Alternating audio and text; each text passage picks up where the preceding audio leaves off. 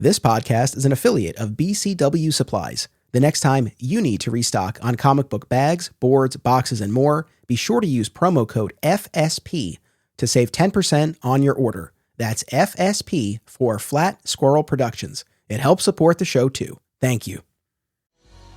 In late 1999, writers Jeph Loeb and Joe Kelly took on Superman. Over the next 2 years, they would upgrade his city, test his heart, warp his reality, elect his greatest enemy, and bring intergalactic war to his doorstep. It's the final chapter in the Triangle era, one of my most cherished runs, and the subject of a 7-part Digging for Kryptonite epic. It's the Loeb-Kelly era. Welcome to Digging for Kryptonite, a Superman fan journey. I'm your host, Anthony Desiato. Joining me to discuss the beginning of the Jeph Loeb, Joe Kelly era of the super titles, including the storyline Y2K, is returning guest and Electric Superman fan numero uno, Josh Marowitz. Welcome back. Thanks for having me, Anthony. I'm happy to have you here, and I couldn't be more excited to revisit this comic book era that meant so much to me at the time and always feels like home when I revisit it. All the way back in October 2020, we launched this podcast, and after our intro episode, we spent 2 episodes going through the Loeb-Kelly era. And I've always wanted to come back and spend more time and more episodes. And the lead up to our 200th felt like the perfect time. So I'm happy to be here and to have you to help me kick things off. So let me toss it to you first. These issues started coming out in October 1999. So where are you in your life and your Superman fandom at that point? Well, I first want to say that I was there with you at the first episode, not as the guest, but I was there listening at that first episode. Really excited that you were doing it because I was listening to your podcasts before, and you did a few like monthly Superman specials somewhere in that mix, and I kept saying to myself out loud in my apartment, why doesn't this guy just do a Superman podcast? And so I'm so flattered to be asked now to bring the podcast full circle right back to the beginning and revisit that era. When this era struck, I was, I guess, 2 years into superhero comic collecting. I started in 97 with Electric Superman. That was my first superhero comic. That and Green Lantern 86, those two together. That I picked those 2 up and I never looked back. And I mean, one of the things I struggle with in talking about these issues is, I don't know, maybe you have to edit around this to make me sound like not a jerk, but just how much better they are than the issues that were coming out right before them. Like, it's a palpable change. And when I read that Superman 151 the first time, and again, leading up to tonight, it's just like a breath of fresh air, to use a hackneyed phrase. And I don't want to dump on the stories that came before because I was reading those and I enjoyed them, but then it was just a whole other level of enjoyment. And I don't know, is palate cleansing the term I'm looking for? I mean, yeah, I hear you. What would you say? Freshness. I think that's what I came around on. So no, I hear you. So it's fine. I guess I've had my own journey with these issues in relation to what came before. So when this run started, October 99, I'm 12 years old and I'm in 7th grade, gearing up for the turn of the millennium. Boy, brought back so many memories reading these issues of that point in time. It's funny. At the time, obviously there was a lot of talk of the millennium and Y2K. I don't know that I really appreciated the magnitude of living through the turn of the millennium. Like, I feel like if this were happening now, it would register more with me, right? I would think, but yeah, I did not appreciate that magnitude either. Yeah, but so a lot of just memories of that time came back reading this, especially the Y2K storyline. But so I'm in 7th grade when these came out, and I really enjoyed them. But at the same time, I enjoyed what came before. I remember reading that King of the World storyline, and I remember specifically the issue. It was a Man of Steel issue where Lois goes to the fortress and confronts Superman. And I think it was in that issue where we had the reveal that Dominus had been controlling him. And as a then sixth grade, I remember being like, this is so cool. Like, what a twist. This is great. So I do have to remind myself, I was enjoying the books. I think in the years since, I did kind of subscribe to what has become the narrative surrounding this, the fact that a change was really needed. The books were dragging and we needed this. More recently, going back and reading everything leading up to the Loeb Kelly era, I guess what I feel is the King of the World storyline did still hold up for me. Like, I do still stand by that, but you had a good few months after that wrapped up. Yes. Where it was just this very nebulous period. And I don't know exactly what was going on behind the scenes, but there was no momentum. There were, I think, 2 solid months that were just full on fill-in arcs by different creators. And so it was a real lull. So certainly if we're looking at those, and it was, I would say, a 3 to 4 month period. If you compare that to what we got here, yes, of course. But even comparing it to what came before, yeah, I think there was a level of heart and humor and just the freshness that comes with bringing in new creative blood that just kind of elevates things a little bit. So I really do hear you, but I will go on record that I'm not in the camp of bagging totally on what came before. And like I said, having revisited it, I found value in there, and I was happy to find that. Yeah, I don't want to bag on what came before either, because I have not read those issues as recently as you have.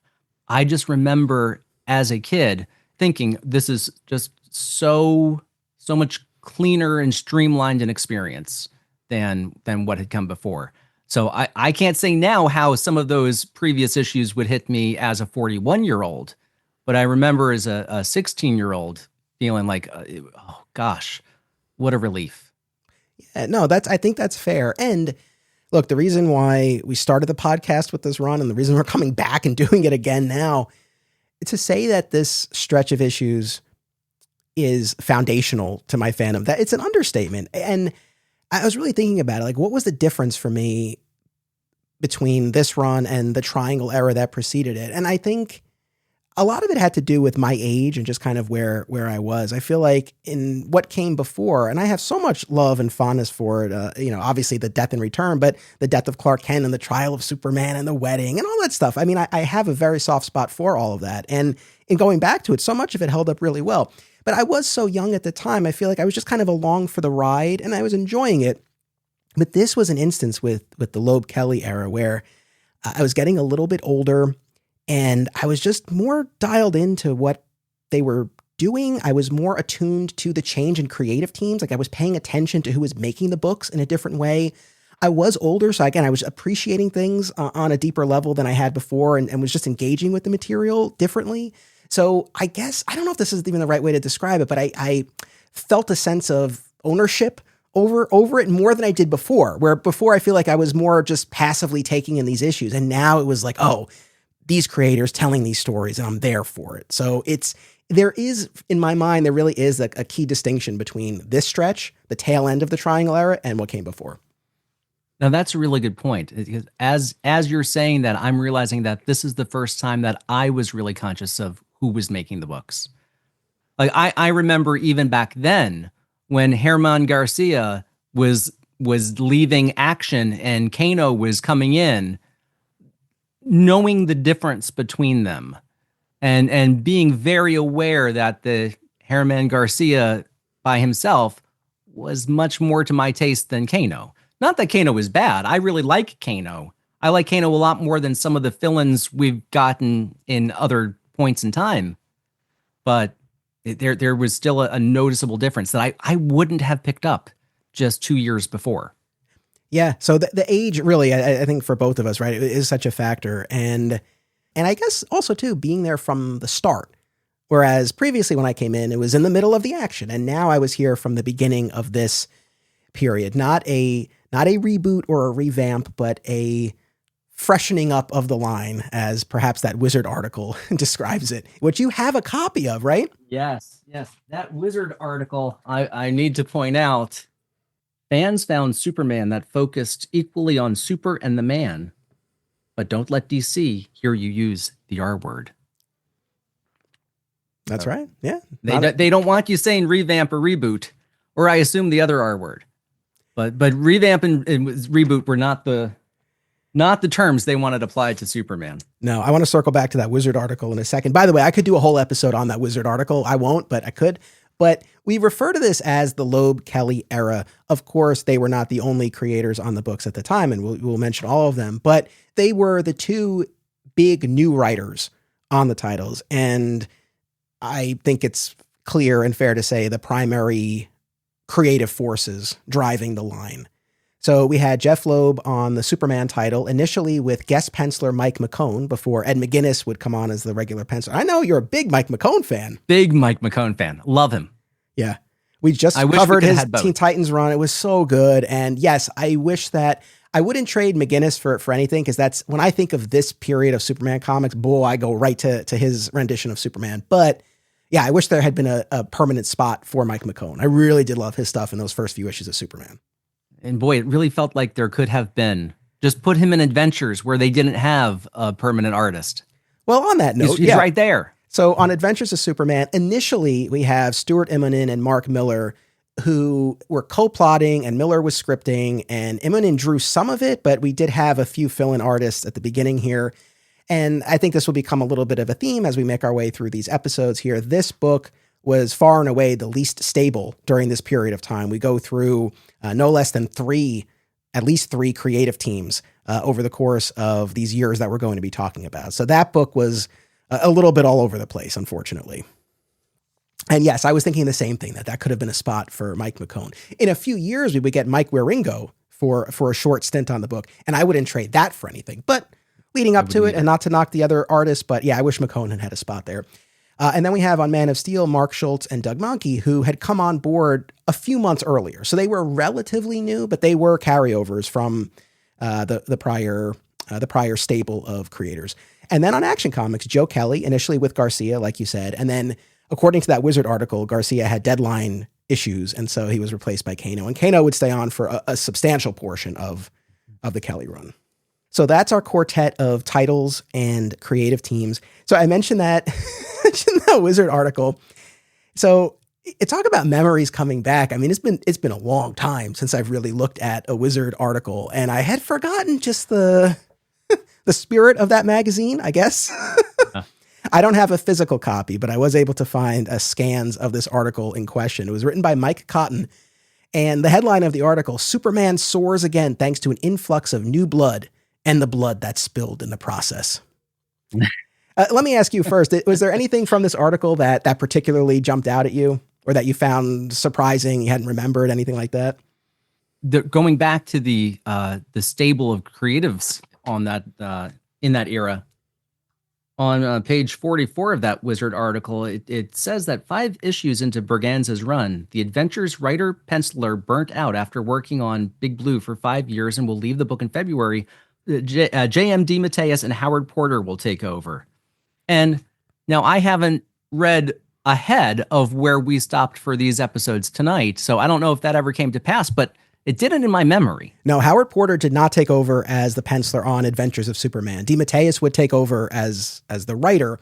Mike Millar would draw the book for a period of time. And then eventually Joe Casey and Mike Wieringo would take over. So that was the thing that jumped out at me in this, where I was like, oh man, there was a point in time where Howard Porter was going to be the penciler on Adventures of Superman. I actually liked that Millar stuff that came, but I would have been real happy to see Howard Porter on the book. Me too. So I'm obviously not going to read the entire article. I just want to single out a couple of things. So the opening of this, just to set the stage, give some context for people. If you weren't there 25 years ago, it opens with Superman's pal ain't Jimmy Olsen anymore. His best friends answer to the names of editor Eddie Berganza and writers Jeph Loeb and Joe Kelly. The trio form the heart of the new and improved Superman books, which brought Big Blue back from the brink of oblivion and made a 61-year-old character hip again. The buzz hit in October. After years of sagging sales, you could suddenly hear the chatter. You check out Superman yet? And we go on from there, and we talk about how Berganza came on board as editor of the Superman line and decided to clean house and bring in these new creators. And we'll talk a little bit more about the creators we almost had, because that's not mentioned in this part of the article, though there is a sidebar. But the bit from this article that I couldn't stop laughing about, and I don't know that this will strike anyone else the way it did me, but man, did it make me laugh. So let's see. This is on the next page here. As books hit the shelves, readers immediately warmed to Loeb's Superman. Stories exploded with action, but also great plots and subplots. Jaws dropped when readers learned of Lois's secret pact with Luthor. He gives the Daily Planet back to Perry White when she promises to kill one news story of Lex's choosing. And then this is the bit. Fans gasped for air when Jimmy Olsen photographed Superman wearing his wedding ring. Gasped for air. I mean, that's pretty strong. There's a lot of strong in that article. And I guess strong might be the word that classifies Wizard's tone. It's all a snarky, strong tone that just doesn't sound earned, I guess was my take. And I don't remember anymore what I thought about its tone when I was a kid reading them. Maybe I just thought, oh, this is how an adult writes. But now as a 41-year-old man, it seems so, I don't know, small and kind of sad. And I'm not arguing that they be deferential to DC or to the creators they're covering, but I don't know. It kind of gave me a secondhand embarrassment in a way. Yeah, no, fair enough. But yeah, it was a fascinating relic to look at. We have a question here from one of our patrons that gets at kind of a core idea or aspect about this stretch of comics that we're talking about. This comes from our pal Rick Reason, who says, the thing I remember most about this run was the end of the Triangle era, where the books were not nearly as connected. There was a lot of resentment from me on that fact. Keeping up with the storylines became tougher because I wasn't used to it. I sometimes wonder if I was the only one who felt that way. I'm much more lenient in my comics now than I was in my mid-20s and early 30s. And this is a key point here where this is part of the Triangle era. The books still bear those triangle numbers on the cover, but the books have vastly more autonomy than they did before. They will come together for crossover storylines like Y2K, which we're talking about here, and other ones like Emperor Joker and our Worlds at War, which we're going to be talking about. And there are threads, for example, when we get to Lex running for president, that do run through the books, but there's not nearly that same level of tight continuity from book to book that there used to be. I'm curious to get your take on this generally, and in particular, was this something that you clocked as a kid, as a high schooler, when you were reading this the first time around, like how it functioned differently? Oh, definitely. And I loved it because I read them week to week. I never stopped, but I so preferred getting to see the writer and the artist tell their own story. Because my favorite when I first started was Bogdanov. I would have loved to see him do just about everything. You know, if he could have told a full story that then Jurgens and friends didn't have to follow up on, fantastic. And I love Jurgens and friends. They were my first team. So I welcomed the idea that Jeph Loeb, who I loved from Superman for All Seasons, could tell a story beginning, middle, end, as much as any comic book has a beginning, middle, and an end.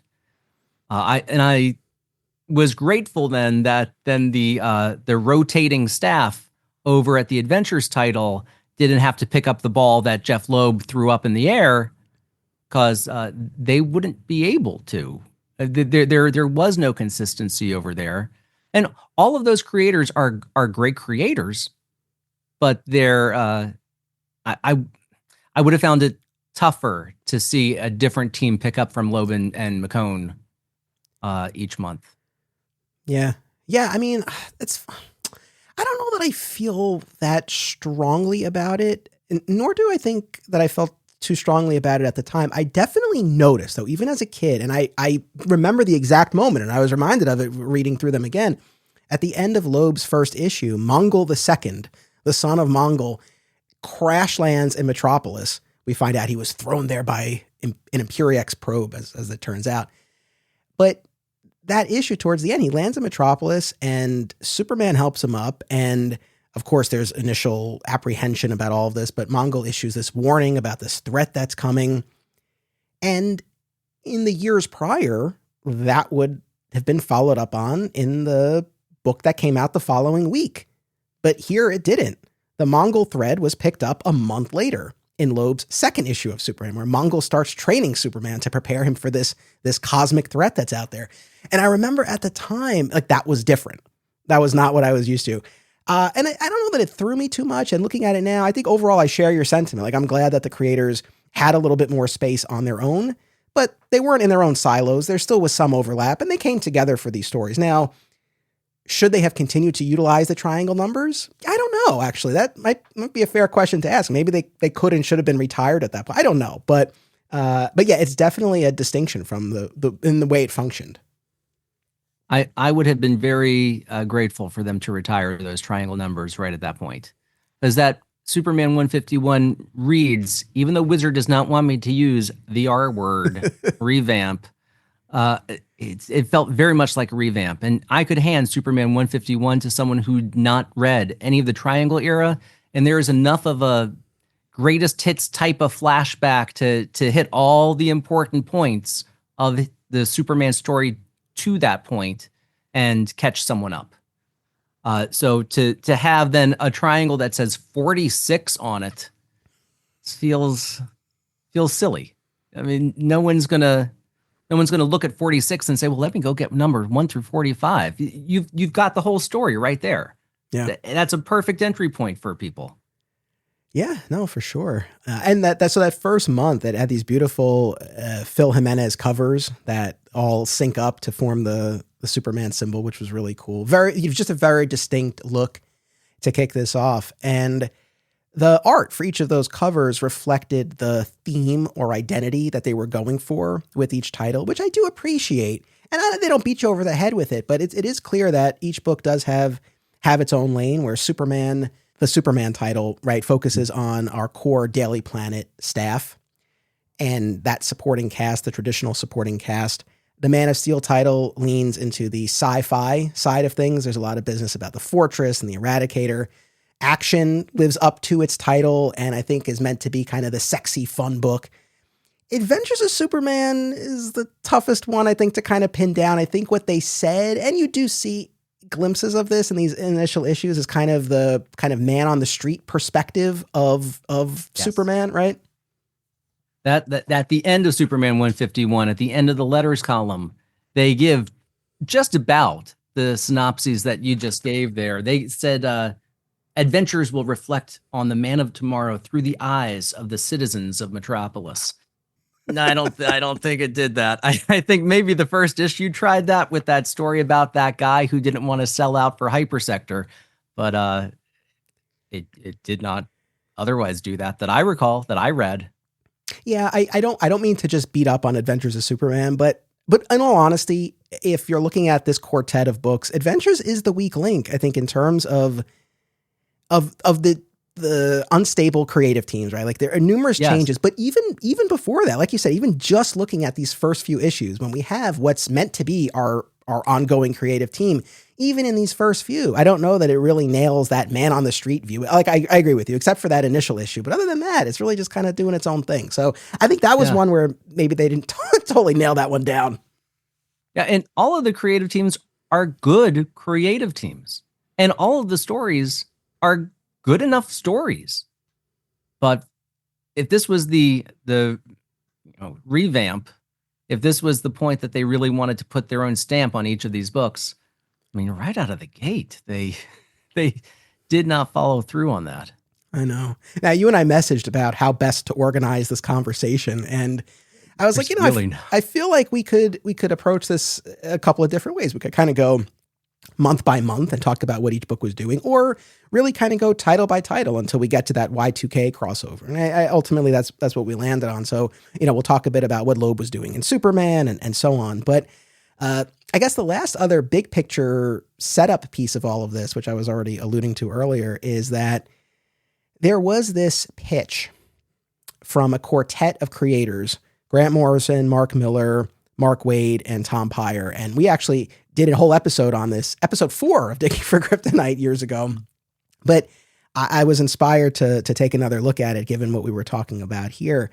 So this was the Superman 2000 pitch by this quartet that ultimately didn't move forward, and there was sort of a number of behind the scenes reasons for that, and I can lay that out. But let me just ask your view of this and what you've read of it. Is it something that you wish we had gotten? Are you glad, or do you feel like we dodged a bullet? How do you feel about it?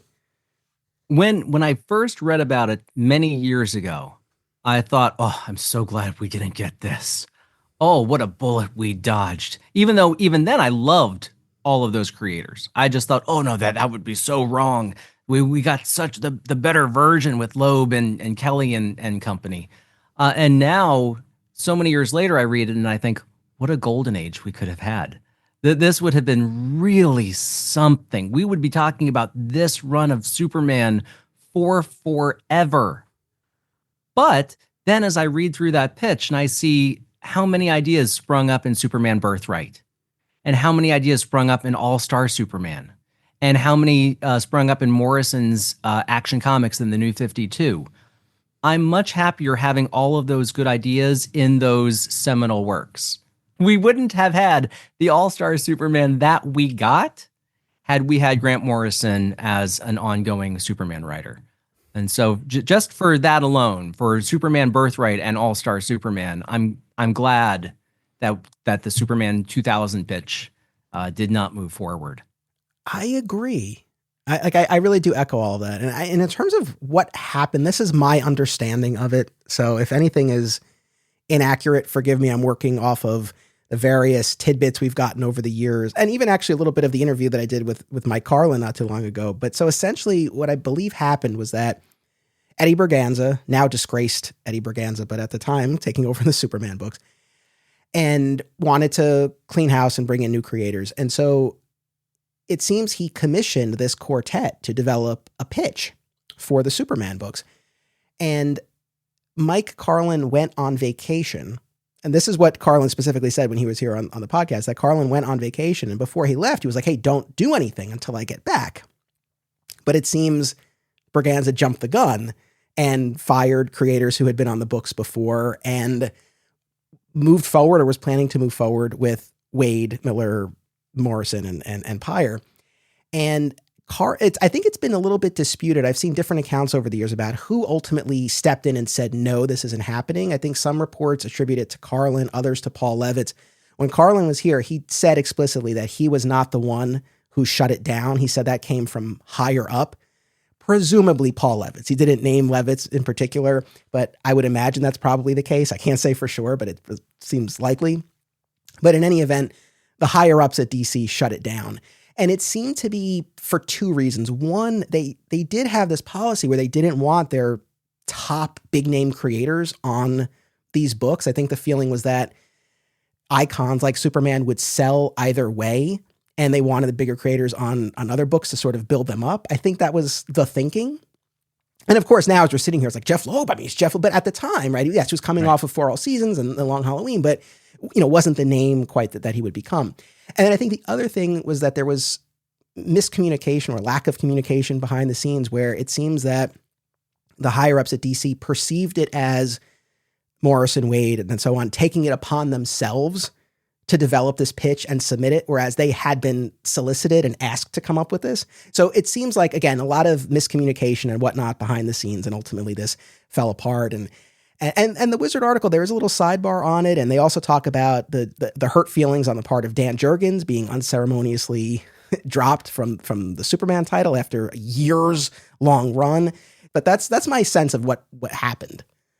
Yeah, I had heard that it was the kibosh was put on it because they thought that those guys had come up with this pitch by themselves, just taking it upon themselves to do it. Right. And the pitch itself, like I said, we did a whole episode on it, and you can listen to that. You can just go read the pitch. It's online if you search Superman 2000. But I would say sort of the two biggest pieces of this thematically, their approach to the character was that Superman was sort of the true self and Clark was the disguise. There was more nuance to it, though, because I was reading through the pitch again, and their view was that Clark is who he was, right? And then he learns about his alien origin, and his powers develop, and he becomes something else. So it's not just that Clark is a disguise. It's who he used to be, and then he went through this evolution. So it's still not how I see the character, but I get it. Like, I do get where they're coming from with that, right? Right. I was going to ask you how that sat with you, because one of the many things we agree on is that Clark is the person. That only makes sense to us post-crisis children. That, of course, he he grew up as Clark. Why would he think of himself all his life as secretly Superman? And then why, upon becoming Superman, would he decide I'm no longer Clark? I'm actually a man named Superman. That's ridiculous. Yeah. But as you said, their take was not quite that. I could have gotten on board with that aspect of the take. Yeah. And then to your point, there are things like Superman being exposed to more solar radiation and his powers and intellect increasing that we would see in All-Star Superman, him being a vegan, which we would see in Birthright. So little things, even the idea of Clark being a foreign correspondent, we would see in these issues that we're talking about here. So little things popped up here and there. Well, not so little things popped up here and there, but the other big ticket item of the Superman 2000 pitch is that it would have undone the marriage and Lois's knowledge of the secret identity. And there was all this business with Brainiac and Mxyzptlk, and long story short, it played a lot like what Spider-Man One More Day would end up being. And this was, I think, really critical to this quartet of creators, that they restore that traditional Clark, Lois, Superman love triangle. And that's the part that I really can't get on board with. Yeah, that was the bridge too far for me anyway, in this whole pitch. All of the other ideas, whether or not they conform with what I think Superman is or what I at the time thought Superman is, I could have gotten on board with. Not that. Superman and Lois, they've married them. We're done with that. They are married. Yeah, and I think one of the strengths of this Loeb Kelly era is the way in which they approached Lois and Clark as a married couple. They didn't feel old or stale or any of the very tired arguments that you hear against having characters married. There was an element of fun and sexiness to the two of them. They will get put through the ringer in the stories that we're going to talk about in the next episode. But no, overall, I felt like these creators, I feel like, really nailed that dynamic. And so even more so when I go back and I read this pitch, it's like, nah, you really would have been taking a big step backwards, I think. But in terms of kind of other ideas, a lot of it really did seem to be about making it about Superman and scaling back the supporting cast. And that's what you see them do here as well. I mean, Adventures of Superman, to its credit or detriment, I guess, depending on your perspective, is the only book that still deals with like Ron Troop and Lucy Lane. Right. There are a couple of carryovers from the previous iteration, but a lot of our more extended cast, there's no more Scorn or Ashbury or Dirk Armstrong. Like, those characters are gone. Those are the three characters that I always point to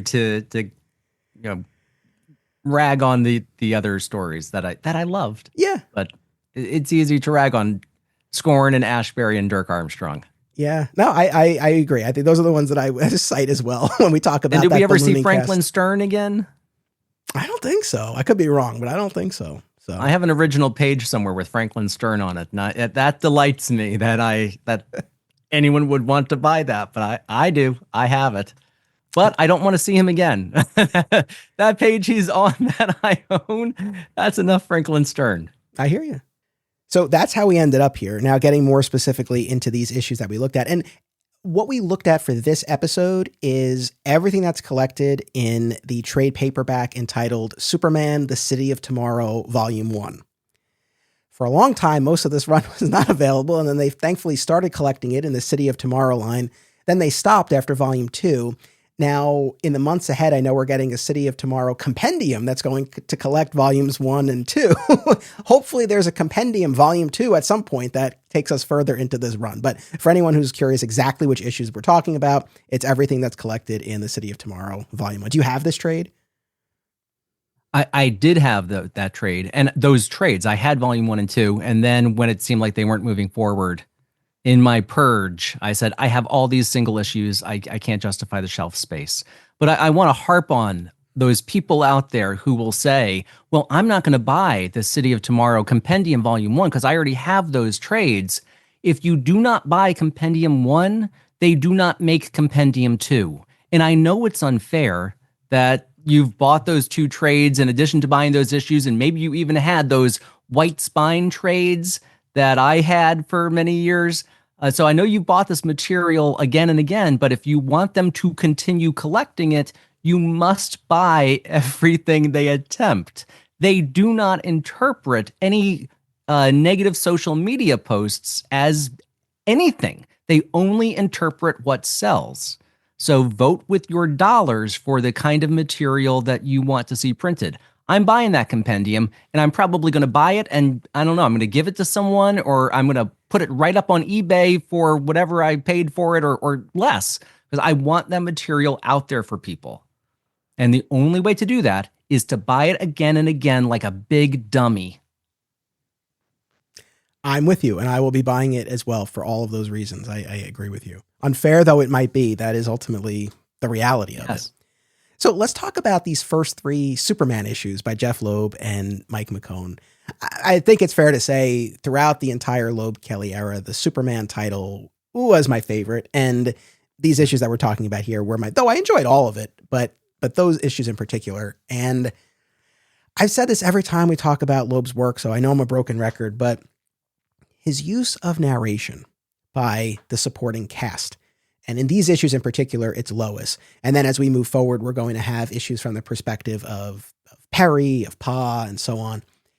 To me, and it might seem like such a basic thing, and like, why does it make such a difference? But it does make a difference because you get this perspective. And I feel like it has this sort of dual effect. And they might sound contradictory, but somehow it works. Where on the one hand, it helps humanize Superman because you see the way a character like Lois thinks about him, but it also makes him feel even more mythic as well, because you're getting this view of him. There's something about it. It's a beautiful effect, and I feel like it's just the secret sauce to me of Loeb's Superman work is that use of narration. How do you feel? 100%. I loved it the minute I saw it in Superman for All Seasons. Just that first page. I thought, oh, this is what's missing right now from the main Superman books, is where, even though I just ragged on the books from that time as not being Superman-centric enough, at the same time, we were too Superman-centric. We knew sort of what was going on in his head, or I guess during that Dominus arc, what we thought was going on in his head. And here, here in the Loeb era, we can see what Lois thinks about Superman, and that is so much more revealing about the kind of person he is. His actions speak, her reflection speaks, and we don't know what's in his head, because how could we? How could we conceive of a man who is that selfless and that kind and that perfect? I kind of don't want to know what's in Superman's head, because it might humble him. Interesting. I mean, I don't mind when we do get that narration from him, but there is something really special about the people around him, so close to him, who know him, sharing that perspective. It allows you to access the character in a different way. And even beyond, I know this sounds silly, but all of the newspaperisms that we learn through Lois's narration, I love from the jump. She talks about how Perry always says, the job's not done until the bulldog is put to bed. The bulldog is the last edition of the day. And it's funny, I was thinking to myself, is there any newspaper out there today that puts out multiple editions? I don't know if there was in 99. Was there still multiple editions of a major paper? Maybe. I would maybe like the New York Times or something. I don't know offhand, but definitely not today. So that really was a bit of a throwback. There's also a line in the Y2K arc where Lois says something to him because he's looking to change, and she's like, "There's 1 million phone booths in the city." It's like, oh, yeah, no, not anymore. Not so much. But stuff like that. And then in one of the subsequent issues, the 30 business -30 right? How Perry used to write that on her article. She couldn't figure it out. And then he explained to her about how it's when they would have to manually set the printers. That was how the printer knew you're done with this one, the 30. And when Loeb ultimately leaves the title years later, that's how he would end his last issue. So stuff like that, man, I ate up. And yeah, with this, I feel like this is one of the best debut issues for a new creative team that I can think of. And it's all framed around the return of the Daily Planet, because previously Lex had bought it and shut it down and brought a few of the employees over to his telecommunication business.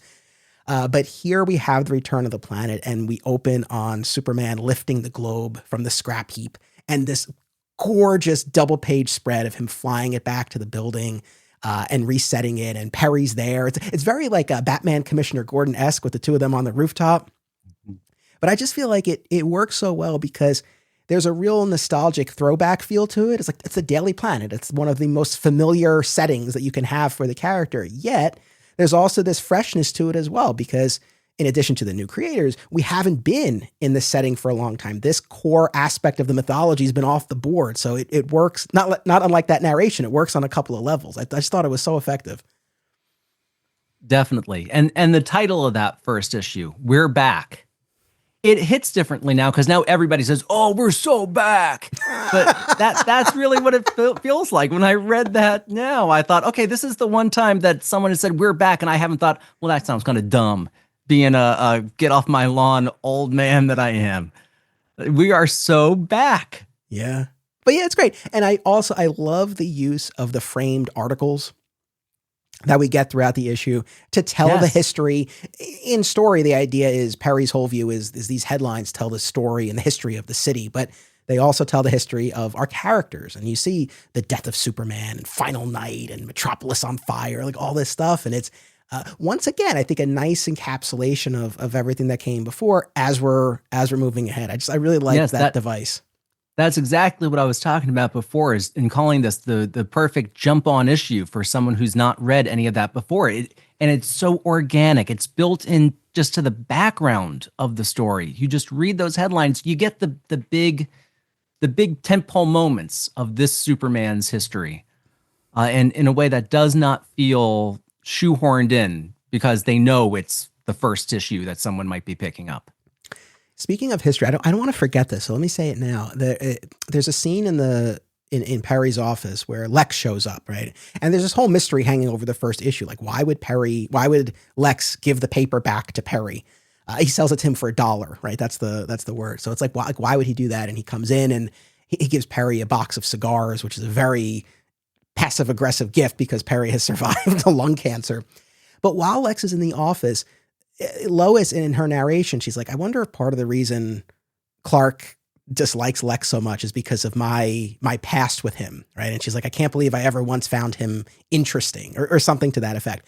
And then there's also an issue of, I believe it's from Kelly's Action, where Lois is having a heart-to-heart with Perry, and she brings up Alice's sexual past with Lex Luthor. And there's such little moments, but it's like, one of the other reasons why I'm glad we got this run instead of the Superman 2000 pitch is that, like, that just would have been its own thing. And it as much as they, in that Superman 2000 pitch, as much as they said they didn't want it to just be like a cosmic reset, they wanted to honor what came before. I still think it ultimately would have had that effect of being more of a reboot. Whereas this did call back to what had come before. Like, it was its own thing, but it still was part of the post-crisis era. And so that's another reason why I'm glad we got this, because stuff like this was great to me. Yes, I agree. In these issues that we read, I was actually kind of surprised to see how many editor's notes. Remember editor's notes? Yeah. Editor's notes referring back to things that had happened in the books just a few months before.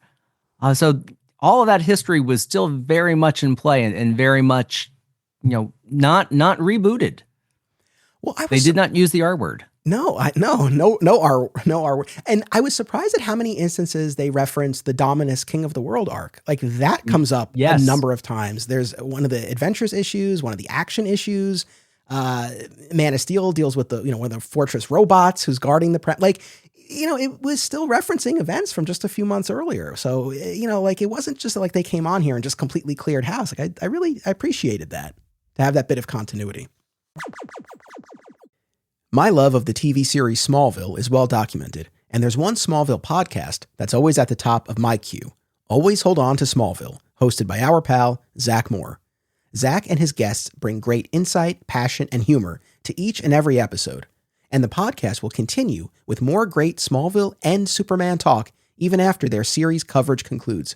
Listen wherever you get podcasts, and keep an eye out for the other shows under the Always Hold On To banner, including Arrow, Star Wars, and more. We all love the big-budget superhero films, but the world of independent cinema remains a place of unbridled creative freedom and entrepreneurial spirit. Whether you're an independent filmmaker yourself or you just love movies, don't miss these New Jersey film festivals: Brightside Tavern in Jersey City, Hang On to Your Shorts in Asbury Park, and Round Reel in Bloomfield.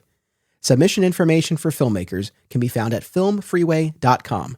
Follow the festivals on social media for news about events, discounts, tickets, and much more. So in these initial Superman issues, I guess the other kind of key pieces of this, we get the revelation at the end of the first issue, and this will continue to hang over Lois and the proceedings for a while to come. We get this reveal that Lois made a deal with Lex, as that Wizard article explained, that he would give the paper back to Perry, and in exchange, Lois would kill one story of Lex's choosing. And it could come at any point. As he says, it could be the weather report or the most important story of her career. She won't quit or retire before that time comes. And how did you feel about this reveal, this deal that she made? It was intrigued me. It was the first time since I had been reading the ongoing Superman books that I saw Lex as a threat. Like it was the first time that he really seemed like as menacing and as calculating as he seemed like he was on the cartoon. Yeah. Because I don't remember a lot of Lex in the Electric Blue Superman era, and I don't remember him up until this point, really. I know he shut down the planet and had the Lex, whatever that was. What was Lexcom? Yeah. Was it Lexcom? I think so. Yeah. But he seemed like just a kind of just some other character. And this was the first time that I thought, oh, I see what makes him dangerous. I can picture Clancy Brown's voice putting all this into motion. And that had not been true to this point. Yeah, dude, 100%. This felt real, right? It was not an over the top thing. This felt like, oh, like he's really got her. And the position that it puts her in, where she had all those years of Clark keeping a huge secret from her. And now we have that flipped, and it's not a good secret. It's not, unlike with Clark, where it's he's Superman. This is something that, could really do some damage. And so to kind of flip that dynamic, and going back to what I was saying about the marriage, I mean, I think this is a perfect example. And I think what we're going to talk about in the Kelly action about the Lois and Wonder Woman and the 1,000 Years in Valhalla, I think that's another good example of a marriage can have tension, but it doesn't necessarily need to be that they're bickering or on the verge of divorce or anything like that. I mean, I feel like this was a real source of tension and potential conflict that was created here. Like, I really like the setup of this. I thought it was a great note to end that first issue on. It was a very effective payoff. For sure. What else in these Superman issues stood out to you? Well, knowing what's coming ahead, I started wondering, well, at what point does Parasite take over as Lois? I mean, spoilers for a 20-something-year-old story. If anybody is learning about these issues through these episodes, spoiler alert. Because there was a moment on page 8 of that first issue that Clark teases Lois, or Lois teases Clark about only reporting on Clark. And she really digs in. And I that made me think, well, gosh, is she here like really teasing him, or like what is the purpose of this joke? Clark, she says on page 8, if all I had to do is write about myself all day, I'd have it pretty cushy. And yeah, that might be them teasing each other, as she's really good at teasing him. She's the only person who's not really afraid of him, and that comes through so nicely here. But then my brain just does go to what I know now is coming, and I did not read that with that lens back when I first read it, because I didn't know what was coming. Right. So I believe where we get our hint of Parasite making his move is during Y2K. There's that old man that she helps on the street. Oh, I was wondering about that old man. And he has some line about, I have everything I need. So I think that's when he touches her and absorbs what he needs to. I don't know if that's when he actually switches places with her or not, but it's there. And because I was thinking about that too. I'm like, how long is it Parasite? But in all of these issues, even the Y2K crossover part from the Superman title, we still get Lois's narration. So my view is once that shifts, and I think it starts to shift right after Y2K, because I think we get one from Pa's perspective and then so I think for these issues that we're talking about here, it is still Lois, but you get that set up in Y2K. Okay. I had not made that connection. I'm pretty sure, because I've had that same question in my head, and so going back and looking at it, I was definitely attuned to it. I think one other piece of this, and I love this as well, is Clark forgets to take off his wedding ring when there's this crash landing in Metropolis that turns out to be Mongul II. And Jimmy snaps a photo of Superman's hand grasping Mongul's. And when he's editing the photo, he realizes that there's this wedding ring, and there's this great discussion with him and Lois where he's like, I can edit this out. I don't know if I should. And you appreciate the spot that he's in, because what has Perry drilled into them, right? That's the truth, journalistic integrity, but Superman's his pal, and he knows this could put him in a tough spot. It could jeopardize someone close to him. And he ultimately chooses to edit it out. But the Daily Star ends up getting the original photo. I forget what the payoff is to this. There is a payoff in one of the upcoming issues. I'll mention it, unless you happen to remember offhand. I don't remember offhand. But I loved how it was set up in that the first issue, we see him taking the picture, and it's not until the next Jeph Loeb issue that we follow up on it. It's not something that the next team has to pick up. They get to follow that thread. Yeah. But just the fallibilities, he forgets to take his ring off. It's that probably would probably happen at some point. He's always rushing off into battle. The fact that Jimmy, compromises himself really for the sake of Superman. And then ultimately there's an issue of Man of Steel in an instance of, this is a thread that does kind of pop up in the other books. But then there's an issue of Man of Steel where the Justice League held a press conference and they all hold up their hands with wedding bands and this is our new communication device. And it gets Jimmy out of a tough spot. And but there's a lot of speculation, who is Mrs. Superman and all that. But then in one of the Loeb issues, there's a great rooftop scene between Superman and Jimmy where Superman's like, I am married. Right. And Jimmy's like, I get why you didn't trust me. He's like, no, it's not that I don't trust you, but it's just essentially, protecting, this person close to me, but I wanted you to know. And he thanks Jimmy. He's like, you really had my back. And it's like, that's the dynamic, right? That I love to see. So I love that whole business. I do too. I really thought that this era was really going to make something of Jimmy. And every time in every era, I think, they're really going to make something for Jimmy now. Jimmy always fades into the background or somehow marginalized or somehow just doesn't live up to what Jimmy should be. I know. Yeah, unfortunately true. But the other thing I liked about it was that, look, I wouldn't mind if Superman confided his full secret in Jimmy, but I get if they're not going to go that far. But this felt like a nice step forward, right? It's not fully bringing him in, but that's a big thing to tell him. And if this guy really, and not kid, if this guy is really your pal, you would expect something like that. So I thought that was great. And then all this business with Mongul, where Mongul II, where he's warning of this coming threat and starts training Superman. And the threat that he's warning of, we come to learn, is Imperiex.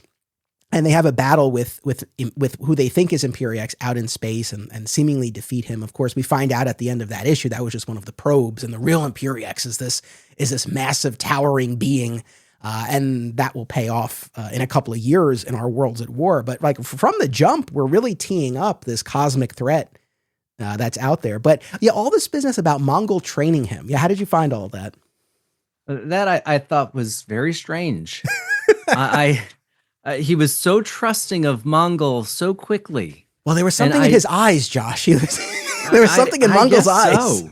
I guess so, because I don't know that trust was earned. But I guess then you can argue that one of the advantages of the disconnected titles is when we pick up with that second issue of Loeb's run.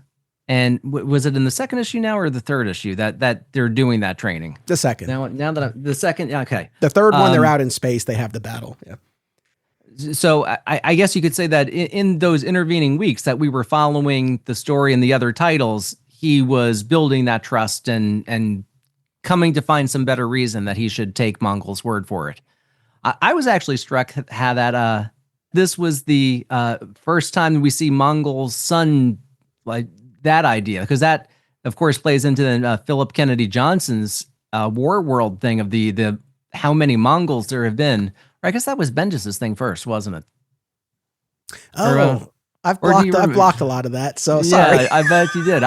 I don't remember for sure, but I think that might have been Bendis that started that Mongul killing his father and becoming the new Mongul. Whoever started it, it was a very recent thing that, I mean, here we've got Mongul 2 and his sister Mongul, right? How would you say that? Mongul. Mongul? Yeah. That's how it's spelled. I don't know. That's always how I've said it in my head. But yeah, no, I did think about that, especially we're not that far removed from that whole Warworld saga and all of that. So yeah, I mean, the whole training aspect, I agree with you. It does feel like a bit of a stretch that he would go along with this, but again, he keeps saying this business about there was something in Mongul's eyes. Like Mongul conveyed a level of fear that I guess Superman wouldn't expect. And in fairness, Mongul does ultimately betray him when they defeat that Imperiex probe and they think they've done what they need to do. Mongul turns on Superman, but Superman anticipated that, and he had gotten a device from Batman to help him battle Mongul. And then I love this bit when Lobo shows up looking for Mongul and Superman lets him take Mongul. And he's just like, yeah, all right, you can have him, which is great. But all that to say, it's like, it wasn't as if Superman went in naive, right? He anticipated this. So I appreciated that aspect. And as for the training, I liked it because, you know, one of the core tenets of this program Mongul puts him through is, I mean, generally to sort of fight harder and unload more, but also to use multiple powers simultaneously. And I'm like, yeah, like why wouldn't you do that? Like that makes a lot of sense. I like that idea. But why did it take Mongul to come up with it? I don't know. Has Batman never watched how Superman fights to say, hey, you could be doing the super breath at the same time as a punching some kind of combo. Surely Batman has thought that before. The Batman of this time. Yeah. This is the height of the JLA Morrison Bat God, as fans called him. So surely that advice could have come from someone that I would have felt had better earned it than a character that we're only just meeting. Fair. But I guess this idea of him even working with Mongul, right? That creates a question, if nothing else. And I did like the conversation that Clark has with Lois, revolving around this whole idea of being more unrestrained with his powers. And he tells her this story because he's like, you know, have you ever hit someone as hard as you can? And she's like, probably, like with all those guys who've come after me over the years. And he's like, no, like you would know if you really hit someone with everything that you have. And he tells a story, and I guess, you know, I assume he was going to start talking about Doomsday, but no, he tells a story about when he was a kid before he had his powers. And there was this bully who was pushing around Pete and Lana, and Clark went to Pa, and he's like, you know, you told me to stand up to bullies. And Pa's like, all right, like make a fist, make sure it's tight. Otherwise you'll break your hand. He's like, don't punch him in the gut or the arm. Like you right here in the nose. It's like as hard as you can. And Clark does it. But Pa warns him. He's like, you know, even if that's the right thing, and you might not feel so great about it. And that's exactly what Clark had. And he relates that to Lois. He's like, you know, I still feel his nose going flat against my fist. So just this whole idea of kind of letting himself go and kind of giving in to more of that forceful side of himself. I like that aspect of it.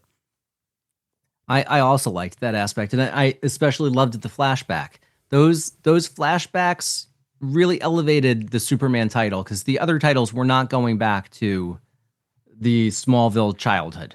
And I could have read entire issues of Loeb and McKone, or even Loeb and McGuinness doing flashbacks to the Smallville childhood where he was just learning his powers. There really could have been a lot more mind there.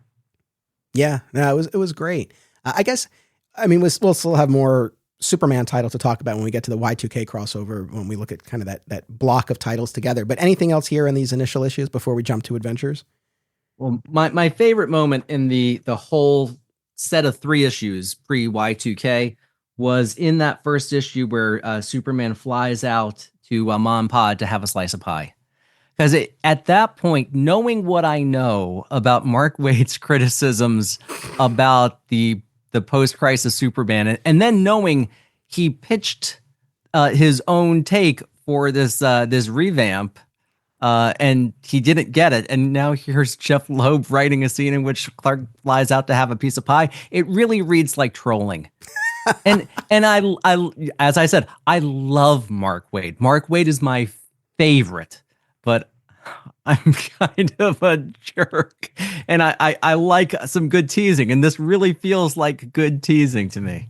I agree. Look, guys, this has come up a lot of times. The example Wade always uses is, Clark shouldn't be asking Pa for advice on how to fight Brainiac. And I'm like, Right, yeah, I don't disagree.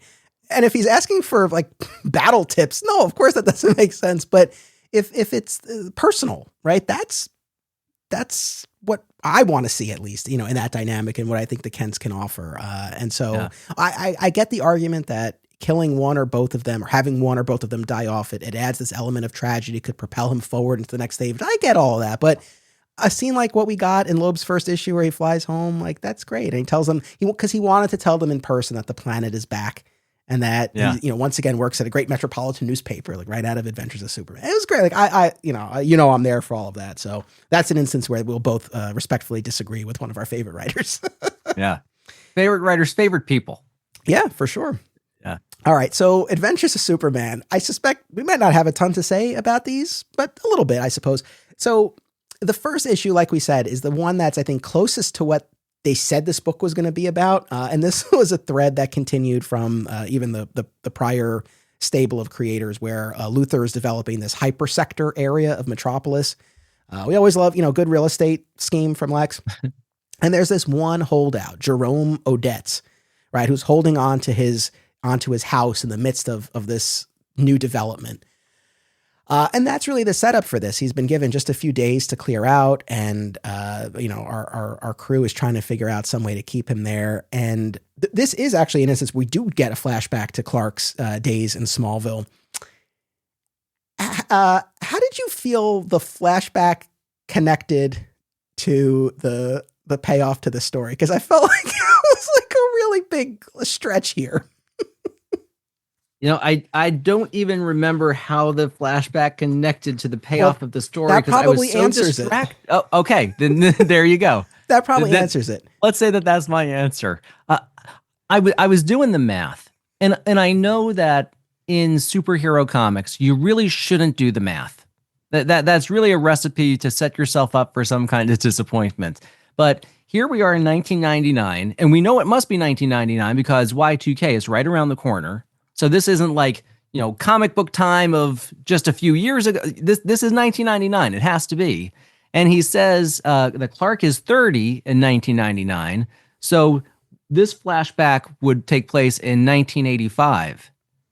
So in 1985, was Jonathan Kent really still talking about rock and roll and television as bad influences? Apparently. If so, I don't really like Jonathan, and I love Jonathan. I want him to have pie with his son and not have a heart attack needlessly for some story point. I love Jonathan, but I don't need a Jonathan like that. Jonathan is supposed to be a little more open-minded than is just reflexively blaming modern day pop culture for the ills of society. I'm with you. It's funny because, like I said, we have guest artists for these first few issues, but it's Stuart Immonen and Mark Millar co-plotting, and then Millar scripting.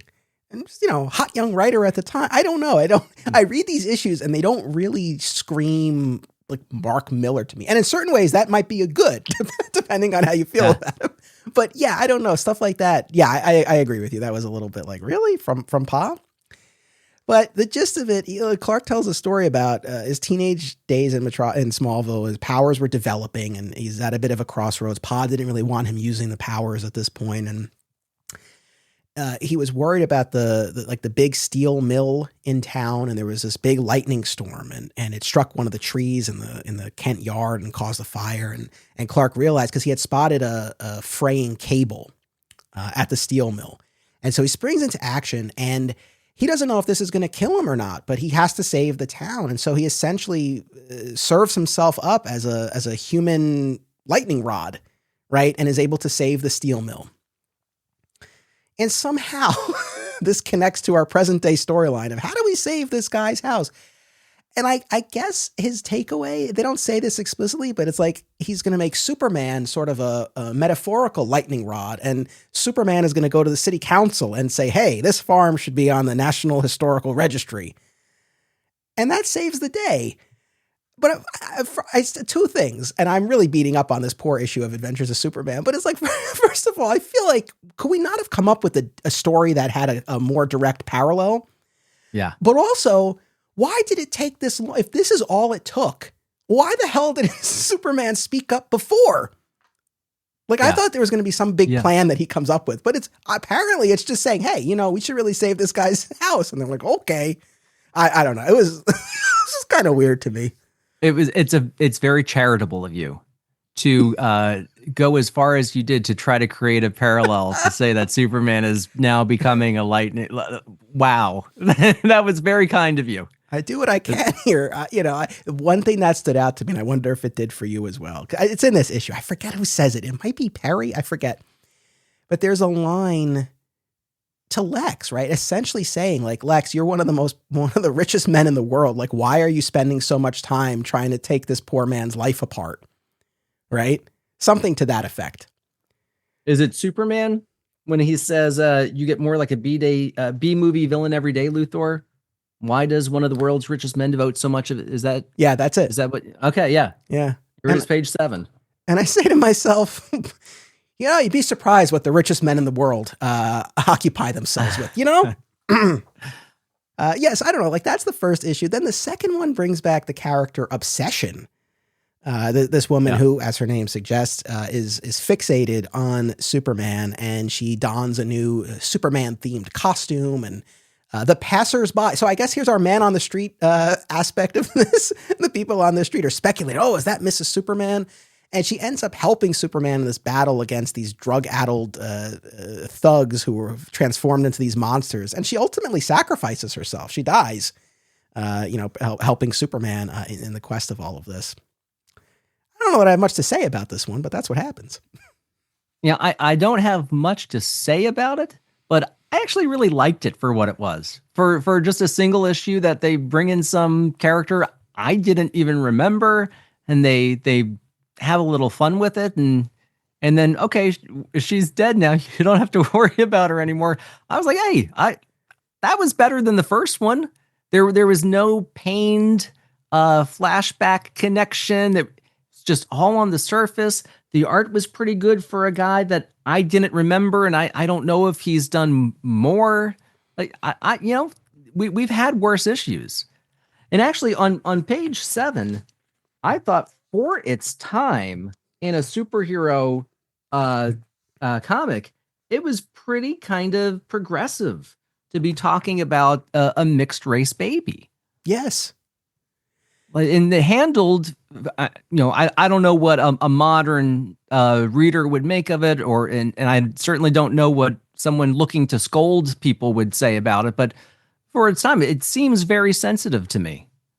Yeah, I agree. And this is some connective tissue to the supporting cast we had spent a lot of time with. So I did appreciate.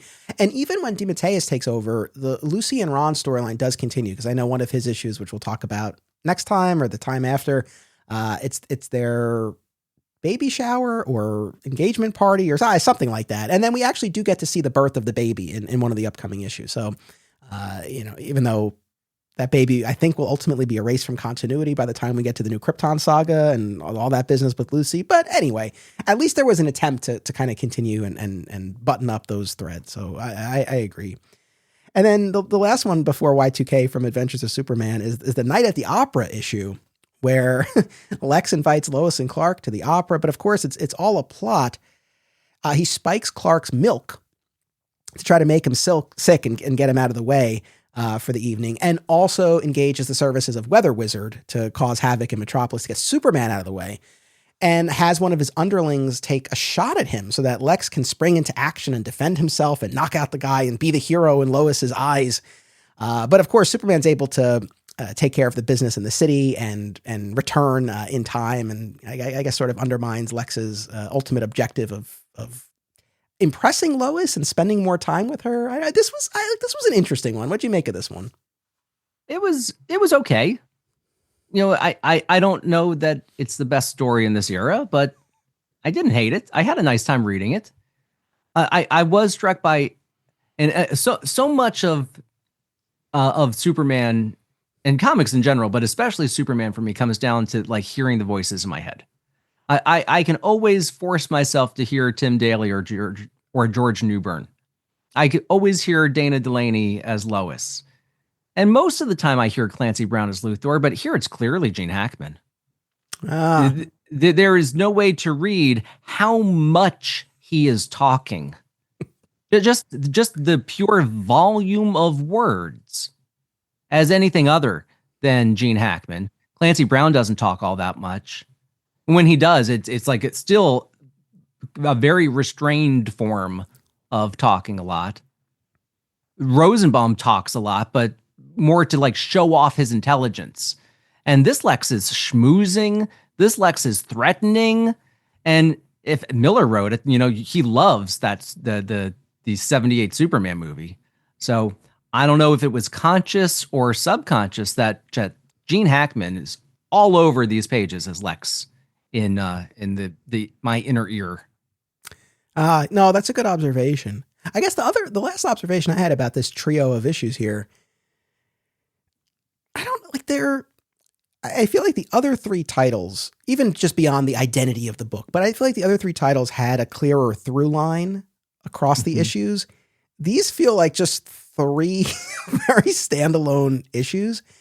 That's not necessarily a bad thing, but it is an outlier.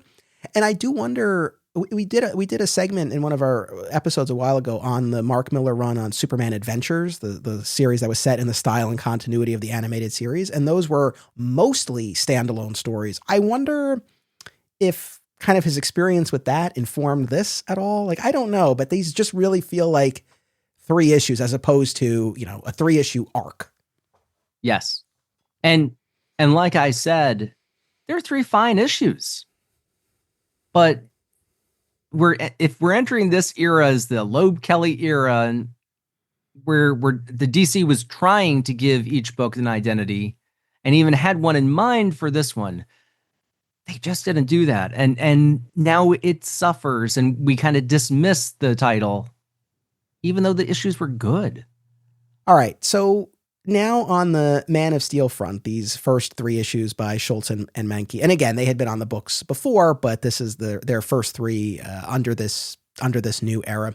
And these, unlike Adventures of Superman, I think really do function as a bit of a unit here, where we get a number of stories dealing with, and hopefully I can explain this accurately and sufficiently, where the fortress had been destroyed in all of the Dominus King of the World business, but there's this trace singularity that's causing some unusual phenomena, and a primal eradicator program that's continuing to run and wreak havoc. And so in the first issue, this eradicator program, and I keep saying program because this is distinct from the being known as the eradicator who appears in these stories as well.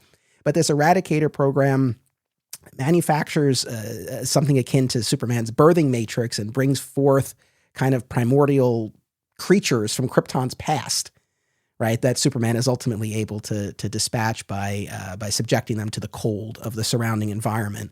And then we get an issue where sort of a simulation of Kal-El, the Kryptonian scientist who developed the Eradicator's programming, attacks Kal-El in Lois and Clark's apartment. And they engage in battle using the practice of, and I'm probably going to butcher this, how do we say this? Torquasm Vo? Right? Well, let's go with that. The theta state, right? They enter the theta state and do this psychic battle. And then in the final issue, we have the Eradicator return to Earth, right? Because he's sort of been attuned to this primal Eradicator program. But when he re-enters Earth, he is taken over by it, and he attacks a prison to try to eradicate all of the evil there. And he mixes it up with Superman and ultimately decides to exile himself, right? To not be subjected to the influence of that program. So that's a quick rundown of kind of what we get in those first few issues. Very sci-fi, right? Really dealing with the Kryptonian side of things, the Fortress, the Eradicator. How did these issues work for you? I loved these issues. These felt, what's the word I want to use? The densest of all of them. I felt like I was really getting something in each issue. Like even the Loeb issues, which I love. I love the Loeb issues more than any of the others, but there's a lightness and an airiness to them. There's not really a lot of story in them. It's a lot of atmosphere. It's a lot of tone. It's a lot of table setting for future events. And it's all beautiful and wonderful. Here in Man of Steel, like, the pages really count. Things are really happening in these pages. I love that there's so much follow-up to the Dominus stuff. That really makes me feel connected to the previous era. And I guess, I had forgotten up until I was rereading these that they were carryovers from the previous era. So maybe that's why they were so interested in carrying through some of those plots. I'm not sure. I really like how he writes Lois. It's funny whenever I see in these comics Lois referred to him as Smallville. And she does that in this first issue that we read in Man of Steel 95. So how long had it been from the beginning of animated series when she calls him Smallville in what the second episode of the series, and that second part of Last Son of Krypton, and here it is in the comics, and it feels just so perfectly right. And it feels like, well, she must have been calling him Smallville for 50 years, and I get 3 years have passed since Smallville debuted, and here it is in the books. I don't know if this is the first time in the comics, but it's the first time it stuck out in my head as seeing her call him Smallville. I mean, I always attributed it to Loeb first in the comics, but I don't know offhand, right? I'd have to check. But yeah, it's great to see. And I agree wholeheartedly that it's one of those things that feels like the most natural thing in the world and feels like it's what she's always called him. So yeah. I love that. And there's funny bits too, like when they have Jimmy over to the apartment and then the Helix robot head starts beeping and they come up with the story about how it's a collectible alarm clock and they get him out of there.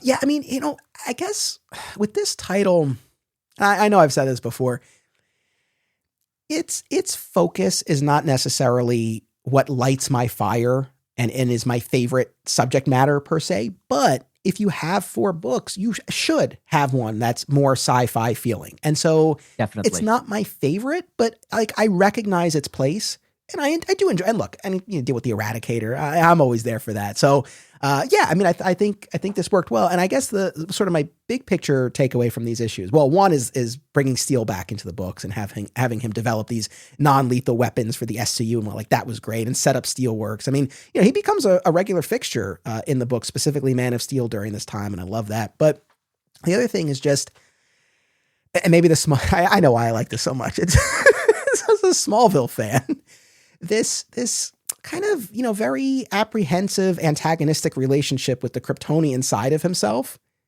right? Like that tracks for me. I feel very much at home with that. So all of this business about this Eradicator program and kind of what it represents to him about his homeworld and what his relationship has been to his homeworld. I mean, in that first issue, he has a conversation with Lois about essentially like, he can't really teach her much about his home, right? Because he hasn't immersed himself in it per se. So it was interesting. And we've seen different permutations of his relationship to his heritage.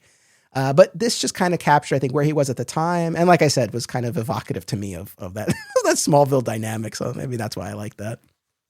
Yeah, I always like a Clark who is not that immersed in his Kryptonian heritage. Yeah. I like him as Clark.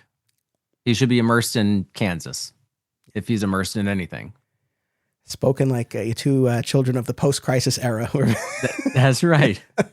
I was struck in 97 at some point. Natasha says, it's been 2 months since I finally learned that he was HIV positive. And I thought, my God, what did I miss over there in that Steel book? I've never read that. What were they doing over there that this comes up in the mainline Superman book? Can I tell you? Mainline, Man of Steel book. Yeah, I mean, we talk about gaps in our fandom. I've never read that Steel series. I've only read like a couple of issues, so I don't have an answer to that. Yeah. But my gosh, they must have been doing some real something over there. Yeah, because I know that jumped out at me as well. I'm like, oh, okay, like that's a bit of business that I really don't know anything about, but obviously some very heavy subject matter. All right, Action Comics. Sure. Oh, these were some fun issues. By Kelly and Garcia, and then Kano as well. So we get, And what I love too is in this first issue, we start with this villain, Dr. Spectro, with his holographs and whatnot. And Superman makes very quick work of him. In Joe Kelly's final issue, years and years later, he ends with another encounter between the two of them. And I love how he bookends his entire run. Oh, I didn't remember that. Yeah. These issues, I mean, man, like, they were so fun. So the first one introduces the new villainess, La Encantadora, who has her magical mist that gives her the power of suggestion and allows her to transport herself. And essentially she swindles the villains of the DC universe by making them think they're buying authentic kryptonite. That is not. And it even has an effect on Superman himself where it makes him believe that he is experiencing pain. And ultimately he can break through this when he's hit and he realizes, oh, I'm still invulnerable. Right. And he realizes that, oh no, this was all a ruse. But very sexual and provocative, this new villain, Dora. What was your take on this introduction and this dynamic between them? Well, I love seeing a new character. I love when a writer goes for that. I love that this issue has a beginning, a middle, and an end. Yeah. And that's another thing that now feels antiquated. We used to have issues that had beginning, middle, and end. And now, we're lucky if it ends in 6 months. And that's these 3 issues of Action specifically, I really appreciated for being as self-contained as they were. The Man of Steel 3 issues pre-Y2K, they had a little thread that ran through them. The Loeb Superman has a thread that runs through it, or several threads that run through them. But each one in the Action, there are some commonalities, but each one you could pick up in a dollar box somewhere, hand it to someone and say, here's a great Superman story, beginning, middle, end. Yeah. I also didn't remember in reading them this time, like, I guess when you asked me to appear on any of these Loeb Kelly era episodes, I asked, are the first set of issues available? I didn't even know which ones I was really agreeing to. I knew Superman 151, and then I had forgotten that the Wonder Woman Superman issue took place second issue. And that's like an all-time great issue. This is his second one? My goodness, he was coming out of the gate so strong. Yeah, he was really swinging for the fences. I want to get to that Wonder Woman issue. The last thing about that intro, well, last 2 things. Encantadora, in my head, I hear Sofia Vergara in my head when I'm reading her. That makes sense. And I think that tracks. And then she plants one on Superman at the end of this, and that will pay off later when we get to the critical condition arc and he's suffering from this kryptonite poisoning and all of that. So there's a lot in all of these books. I mean, they were really planning ahead and planting a lot of seeds that would bear fruit like way down the line. So, I do appreciate that. But yeah, this Superman Wonder Woman issue, this is...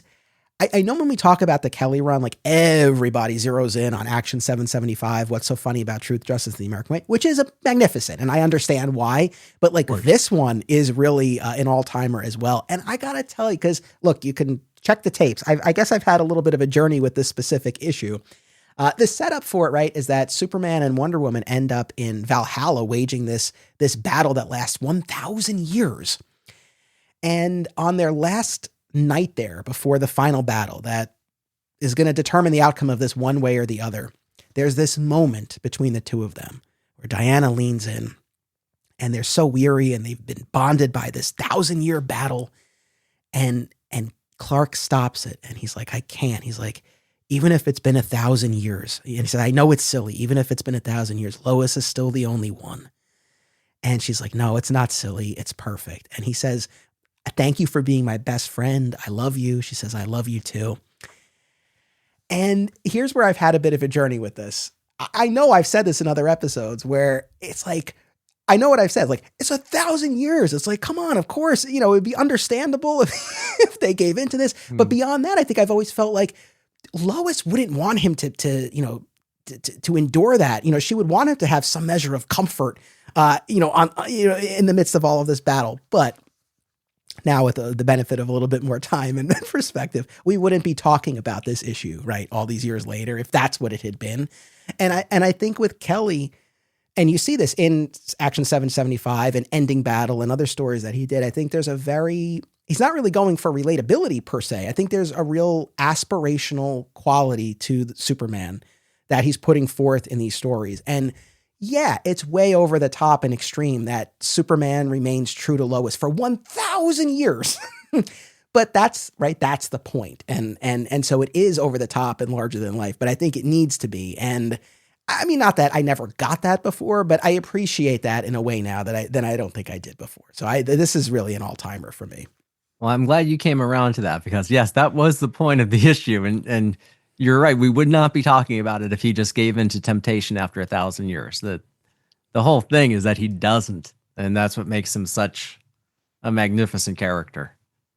Yeah. How did you feel about the setup for that issue? Because this is really interesting. And to echo something you said earlier, it's like, I don't know if you're looking at this through 2025 eyes with the critical lens, maybe you don't feel it's as effective, but I don't know. To me, it really still worked, where Lois and Clark are enjoying, just kind of a lazy morning together.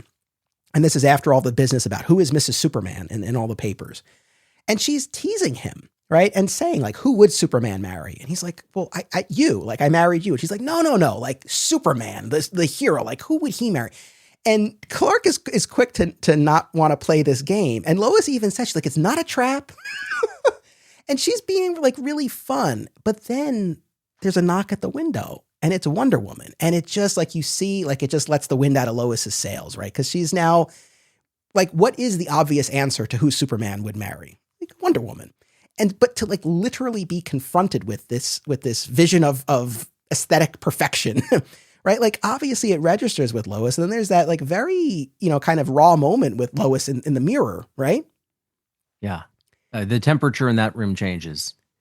Yeah. But it's one of those For things sure. where like, I liked the way this was played because I feel like it didn't go into cliche territory. I mean, like she trusts Clark. She knows nothing's going to happen, but there's still some element of insecurity that I think is natural. But there's also this added layer of this secret that she's been keeping, her deal with Lex. And because there's all this business about whether she feels she's deserving of Clark. And so it's working on multiple levels and it's feeding into this larger tension that she's been feeling. So I just feel like it. I love the way this played. They couldn't have played it more. What's the word? Not maturely. Maybe maturely is the word. Like this is a real human reaction. The other thing that Kelly does in these issues, he starts them with a quote from an article by Clark Kent. And the one that starts off that issue, I don't have the exact phrasing, but it's something to the effect of, I never thought, Clark is quoting his old pastor. And the pastor said something like, I never thought about other women until I was married. That's exactly what he says. Yeah. So going back to what we were saying before, just about the depiction of the marriage here, it's just, you see the playfulness between them.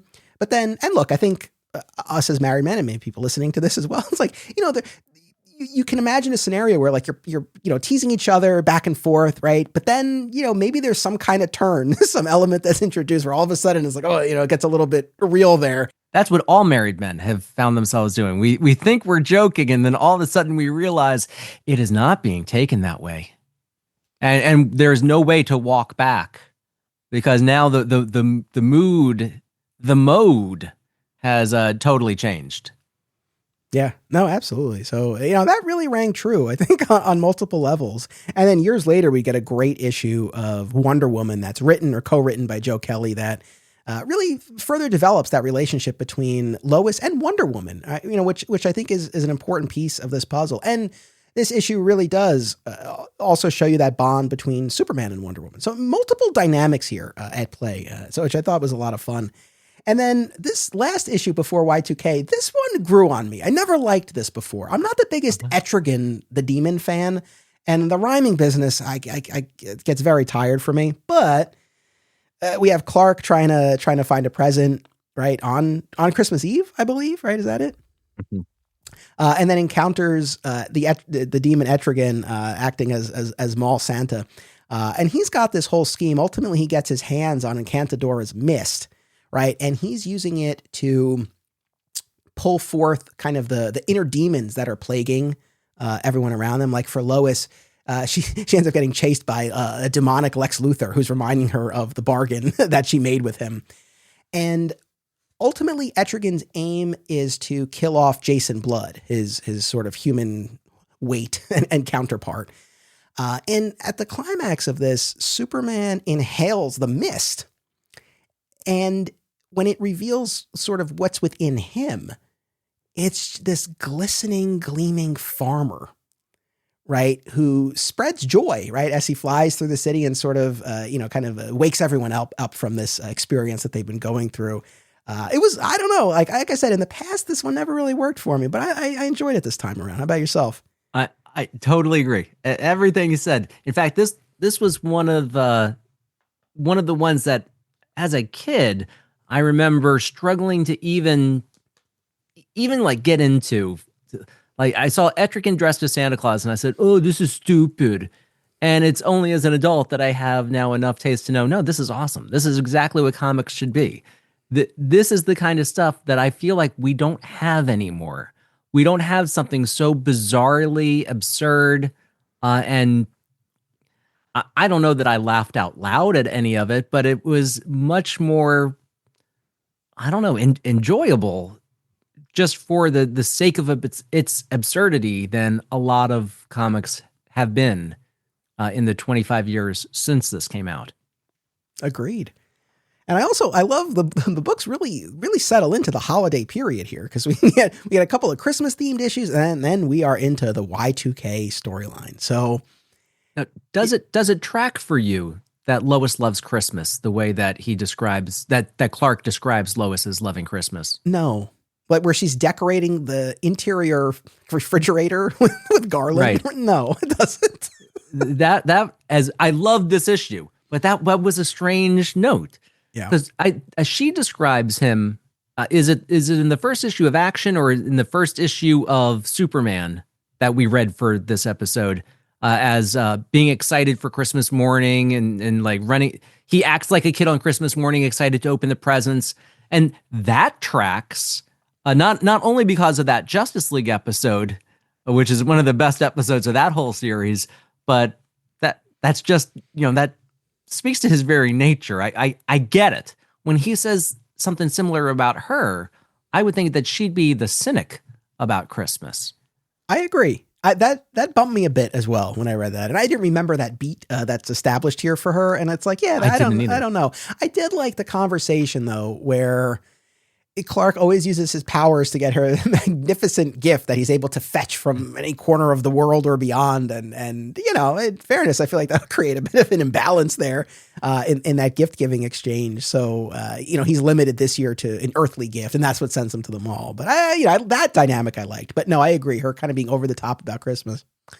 Yeah, I don't know about that. Yeah, I don't know where that came from. I guess we had to give her some other trait other than she can't spell, right? You only get so much mileage out of that. Right. Oh, gosh, that is one of my biggest pet peeves. Oh, I hate that. I hate that. Fat Moose Comics, established in 1982, is New Jersey's best and oldest comic book store. Led by current owner Sean Hendricks, Moose has that rare, old-school comic shop feel and camaraderie, yet also remains a welcoming space for new fans. If you're looking for something and they don't have it, they can probably get it for you. They know a guy. Visit Fat Moose in Whippany the next time you are in the Garden State, and be sure to reach out via the Fat Moose Comics Facebook page. Aw Yeah Comics celebrates everything that is wonderful about comics, toys, artwork, and the joy they bring to people. Visit them in person at one of their 3 locations, Harrison, New York, Muncie, Indiana, or Skokie, Illinois, home to our pal, Sweet Sweet Bernie. If you have children and have been looking for a family-friendly store, look no further. Join Aw Yeah for exciting events, including creator signings, how-tos, and more. Visit awyeahcomics.com and follow them on social media. Their name says exactly how they feel about it. Say it with me now. Aw yeah. All right, Y2K. We arrive at the first big crossover storyline, right? We have 3 months. The first 3 months, the books are doing their own thing. And even within those books, some of them have more of an arc, some are more standalone, but then they converge for Y2K. There's a Y2K special that kicks off the storyline written by Joe Kelly. Art primarily. Not on the app. Not on the app. not on the app unless you have the Ultra tier, and then you can read the digital version of the trade. But yep. Ongoing frustration. But yeah, written by Joe Kelly, drawn primarily by Butch Geist with other artistic contributors. It's long. It's like 70 pages. Oh God, that was so long. It was so long. And then of course, each issue of the 4 Superman titles. So we get this, 5-parter. Going back to the personal side of all this, like, do you remember the Y2K mania at the time? The mania in general, or in not the for comics? not for the Superman story, but like in the real world for all of that. I remember, and I remember that one kid in my science class would always talk to the teacher about how his dad was prepping like a basement with supplies. And at one point, the teacher said, the more I hear about this, the more I think your dad is right. And I don't know if the teacher ever like then took action and like made his own doomsday bunker, but I remember thinking like, okay, whatever is going to happen, it's not going to be that. And I was in 11th grade, so what did I know? Maybe I was wrong, but it just, the mania and the fear struck me as a little over the top. But my friends and I drove around our quiet little New Jersey town at midnight on Y2K, waiting to see if things were going to blow up. I don't know what we wanted to see, but we were probably the only sober juniors in high school driving around, looking for some Y2K trouble. It's so like, I don't know. It's funny because with this arc and its title, I mean, it's so dated, but yes. Having lived through it, there's a charm to it. Having lived through both the Y2K mania, but also the storyline as it first came out, like it doesn't put me off in any way. Cause I'm like, I remember reading this around the holidays at that time, so, but as far as Y2, I don't really have like super specific memories of that. Like I don't think that was something that, in my house we were worried about. And if we were, I don't know that we would have done anything beyond like get extra bottled water. Like I don't think we would have prepped beyond that. But yeah, I know, but I do remember just all of this concern about when it goes from 99 to 00, that the computers won't know if it's 1900 or 2000 and things will shut down. But I guess the thing that I kept coming back to, and this comes up in one of these issues, is like, it doesn't turn midnight at the same time across the globe. So it's not like, oh, all of a sudden, like everything's going to blow up. So I don't know, that I guess gave me some peace of mind. But the crux of this story is that Brainiac makes his move to evolve himself to Brainiac 2.5, but through his efforts inadvertently creates an opening for his future descendant Brainiac 13 to travel to this time. And Brainiac 13 arrives and upgrades the city of Metropolis to this futuristic city of tomorrow, and is siphoning energy from across the world and is trying to turn its inhabitants into these mindless automatons. I mean, that's the basic setup of this. A few things stand out. I mean, one, and I'm really curious to get your take on this, is the visual representation of Brainiac 13. How do you feel about the way he's rendered? I'm sure that my answer back in 2000 might have been different than my answer now, because now I think I would have liked to just see Ed McGuinness draw him. Yeah. I don't need the computer rendering, but I don't remember. If I had a time machine and could talk to myself back then, would I have thought that was the most awesome thing ever? I guess that was a few years after Toy Story. So I guess a computer rendering wouldn't have like totally blown my mind apart.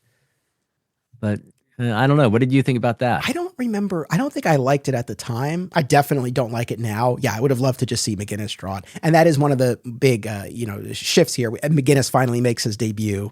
In that issue of Superman 154. And that's a very iconic cover of Superman flying with Daily Planet behind him. It's absolutely gorgeous. So, but yeah, I never really cared for the visual representation. I mean, I guess the other big question here is, how do you feel? I mean, this is a thread that's going to continue through the books for quite some time, but how do you feel about the city of tomorrow literally living up to its name and getting infused with this future upgrade? I don't remember past this arc it being like a real plot point. It was there. Aesthetically, you could see those buildings looked really futury and cool, but I don't remember another story that really centered on it. but I also don't remember a lot of things, including what I was talking about mere sentences before. So who's to say? Only you is the encyclopedia. I've only done my reading for this episode, so we'll see as we move forward. But no, I don't think you're wrong overall. It's like it's there.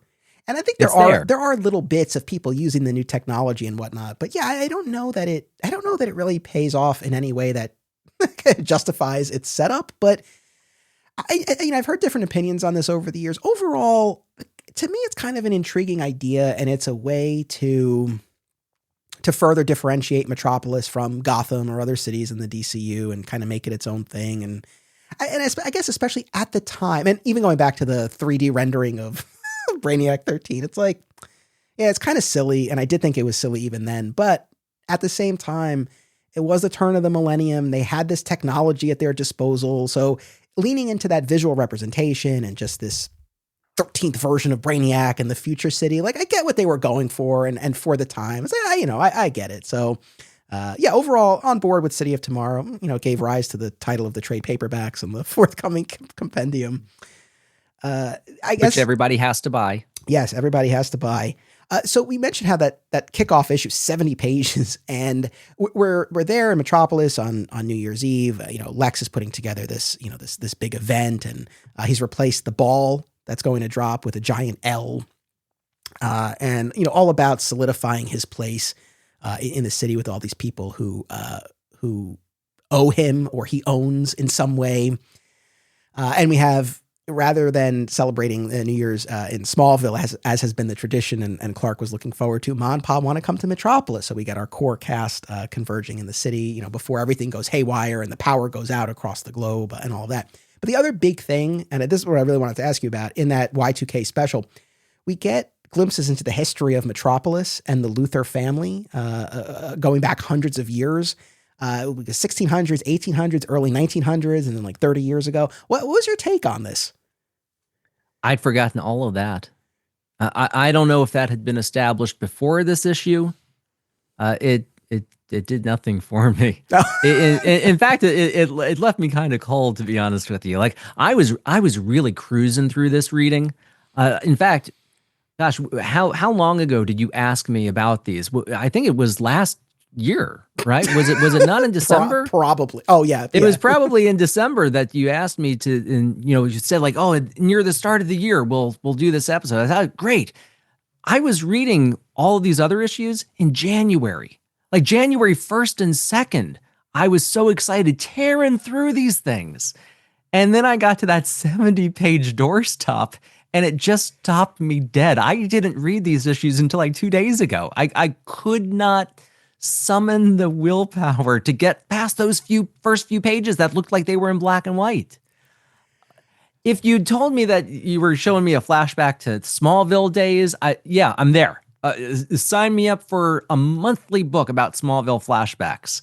But to take me back to the 1600s for Luthor's family, and then to find out that Luthor's family eventually like lost all their money. So there's not even like a momentum of like, oh, okay, well, these people were poor. These people were a little richer. These people were richer. The next generation was even richer than that. And now we get Lex.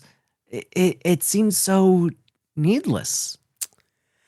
I guess so. Overall, I wasn't as put off as you were, but I don't know that it came together quite how it should have, or was maybe intended to. So the theme, especially going back to that first flashback where we have our Native Americans, and then they encounter white settlers and initially are at odds with each other, but then fire rains down from the sky and they end up working together. And then we cut ahead to the 1800s and there's all this anti-Irish sentiment, right, against the Irish immigrants. And then Edna Luthor stands up and speaks up on behalf of them and sort of reminds everyone of how we need to come together and welcome those from elsewhere. Once again, real world parallels do come to mind. And then when we jump ahead again, the Luthors have this successful steel company, right? And is it Wallace Luthor? Right? It's Wallace, I believe. Wallace. Right? Is this pacifist, right? Just wants to use the steel to build, but there's all this business about the United States entering World War I, and this is an opportunity to become a weapons manufacturer, and he's opposed to this idea, but ultimately goes along with it. And then when we catch up with him again decades later, yes, they've lost this fortune. He thinks it's punishment for his actions in participating in this. I mean, I don't know. I kind of stopped there because I don't really know. I guess it's hard to say. Like, I think the connection point is, right, the theme in those initial flashbacks is welcoming the other, the outsider. When we have present day Lex, his anti-alien, I mean, literally Superman the alien, that anti-alien sentiment is such a big piece of his being. I think there might have been one, unless I'm really overlooking something, I feel like there might have been one other kind of connection point that wasn't quite there. Like, it seemed like the lesson of his ancestors didn't resonate with him. And I don't know if there's enough in the story to show why. Maybe there is, maybe there isn't. I don't know. Well, Anthony, if you're not seeing it, it's not there. You made that connection between the lightning rod and I mean, if you could do that, you could have done something with this if there was something to be done. But I think that's what it was getting at. I mean, otherwise I really don't know. Yeah, I guess. And maybe that's what left me so cold is I didn't see any reason for it. And there were some Lex moments in this that I liked just fine. In this whole arc, there were some Lex moments that I really liked, but I could have done with that first special being half as long, a fourth as long. I hear you. That was a big boy. As we move forward, and I do appreciate you taking the time to read it because I know that one was a monster. But that was a monster. As we make our way through this story, just some kind of key beats here. Superman teams up with the Metal Men. Never my favorite, but it's fine. Oh, see, I love the Metal Men. That was one of the highlights of this for me. And I have no reason to love the Metal Men. I've never read a good Metal Men story. And then whenever they get a series, like Duncan Rouleau did one of them, and I thought, well, I'm not reading that. And then Dan DiDio did that other one. I'm like, well, I'm not reading that either. Give me Ed McGuinness doing Metal Men. I would read that forever. Yeah, I will say this. I didn't mind their appearance here, but generally they still don't do much for me. But we team up with them. We fight Metallo. There is a brief, I'll put it in quotes, return of the electric Superman. Right? Superman tries to interrupt the kind of the flow of energy and gets absorbed, right? And we'll find out later that his physical form was reconstituted beneath LexCorp Tower, but in the moment, he seemingly reappears as the electric blue Superman. It turns out this is just a construct, but for an issue, it seems like he's back in electric mode as someone who got into Superman comics with electric Superman. Like, yeah, how did you feel about this? When I saw Ed McGuinness draw electric Superman at the end of his first issue, I was just over the moon. And then it occurred to me, the next issue is going to be drawn by somebody else. And like, this is the one story we're going to continue. And I won't get to see more Ed McGuinness Superman Blue. It was so nice to see Stuart Immonen do Superman Electric Blue because he was the original, back when I started, the Adventures of Superman artist. So it was nice that, here, I'm coming home again for a minute. And then we get that page. And I don't know what page it is in the actual comic because at this point I switched over to using the Ultra tier in the app so I could read that Y2K special in bed.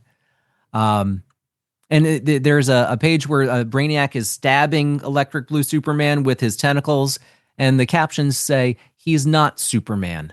The face is blue, the costume is different, and the powers are all wrong. He's not Superman, and he never will be." And I was outraged. I was 2 days ago. I was like angry for a while. Like I got myself in a real huff about it, about a story from 25 years ago. Because as much as it felt like Loeb was trolling Mark Waid by having Superman fly home for pie, this seems like not even trolling the previous creative team. Here's one of the creative team.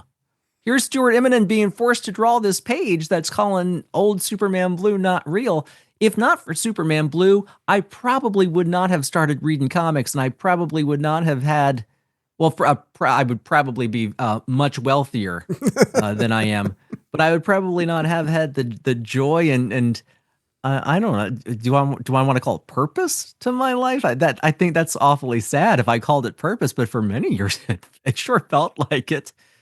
Now my purpose are my girls, but before I thought I ever had a shot at having my own children, Superman and comics was my like, I guess purpose. I don't want to sound too pathetic, but I think that's the right word. So that page was just a real kick in the gut, because back then I don't know that I really would have processed it quite that way. I don't remember back then what exactly what I read with real understanding, and what I read is I'm seeing these words and I'm looking at the pictures. I'm sure in high school I was distracted by my friends all lived right there and we had nothing to do, so we could hang out. I don't know. But boy, it got me real huffy when I read that page the other day. You know what? I hear you. It's like I don't have that strong of an attachment to Electric Superman. Although really, when we reread all of that, I felt like it held up better and deserves more respect than it typically gets. Now, when we got to Superman Red, Superman Blue, and Millennium Giants, but the first part with Electric Blue, I think is better than it typically gets credit for. And I mean, I wasn't offended by what I saw here, but I can appreciate your passion. And I feel like there maybe could have been a way for this to be more of a celebration / last hurrah, as opposed to the way it played. Right. And it wouldn't have required much of a change, really. So I do hear you on that. But for better or worse, we get one more glimpse of Electric Blue Superman. The Man of Steel issue has, I think, it has a cool hook, and I think a nice payoff to those previous issues by Schultz and Mankey, where the Eradicator program, the Primal Eradicator program at the Fortress, calls out to the B-13 tech to try to merge and usurp it, right, and use it for its own end. And it also, the program is actually able to take the physical remains of the fortress and constitute a form for itself.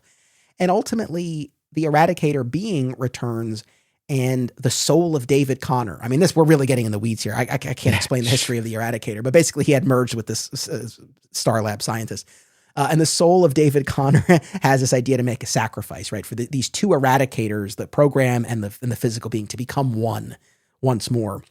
And for the soul of David Connor to take control and leave Earth. So I thought it was a nice payoff. I think the moment where I think it's before the merge, when David Connor kind of breaks through for a moment and tells Superman, tell my children. And Superman's like, they'll know the sacrifice that you made. Like that, I thought that hit home. It was a powerful moment. And it also gives us this key bit that will prove clutch at the end of the story, that the B-13 tech can't handle Kryptonian tech, right? Like it was designed to assimilate Earth technology, not Kryptonian. And so ultimately, when we get to the climax of this, the Kryptonian battlesuit that Lex's minions had stolen from the fortress remains. They're able to use that to trap Brainiac 13. So it's a key bit of information. But I like that payoff with the Eradicator. I thought that was solid.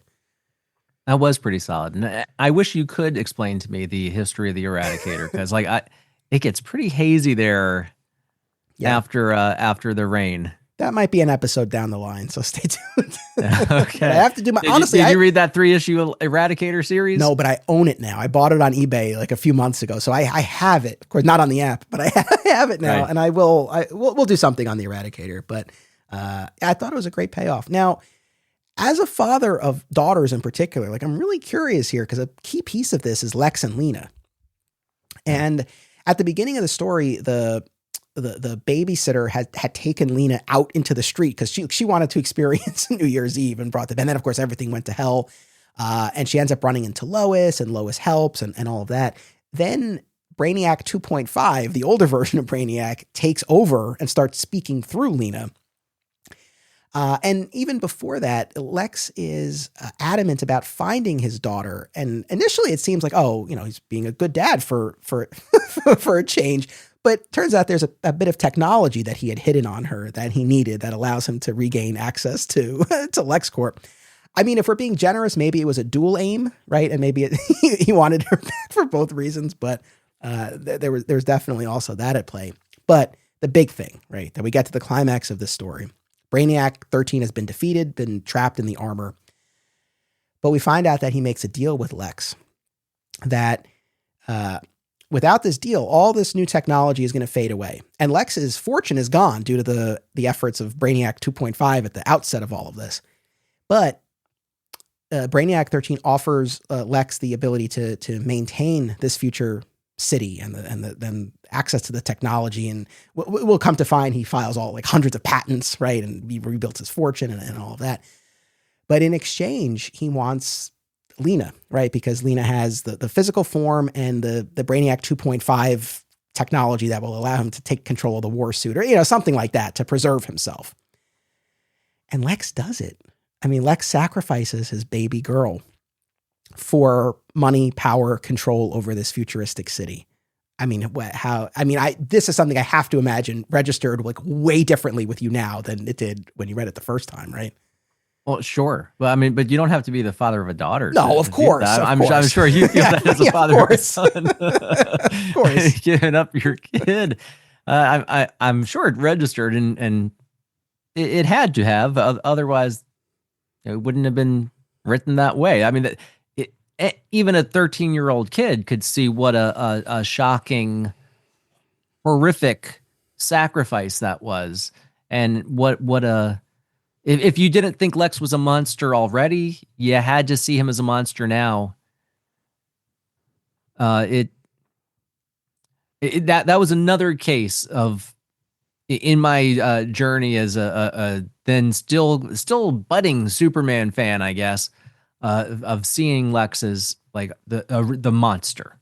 Like he wasn't just the operator that I saw in the Clancy Brown Luthor and then saw like finally in the comics as of Superman 151.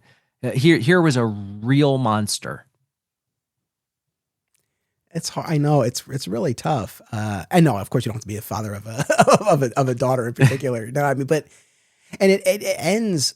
That last issue did feel rushed, though. I feel like they needed a few more pages there. It felt like very abrupt, but be that as it may. Well, they used up all their pages in that Y2K special. I know. It's like maybe some of those 70 pages could have been repurposed. But you get this final showdown right between Superman and Lex, where Superman realizes what Lex has done. And he's like, if it's the last thing I do, I will get Lena back. And I think it's before that, Lex has this line where he's like, I can always make another child.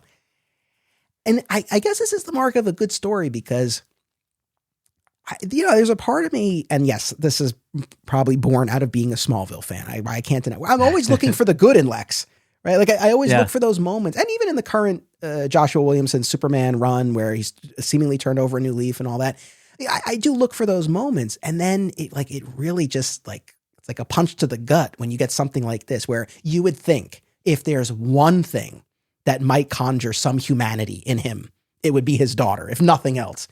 But he makes that sacrifice. I mean, it's tough to take, but like you said, it's that monster, and you really get to see it. I mean, it really hits you. I mean, it's what a note to end on. And he does say, like, I've already paid what does he say? I've already paid the full price. Yeah, where my copy is. Yeah. But he hasn't.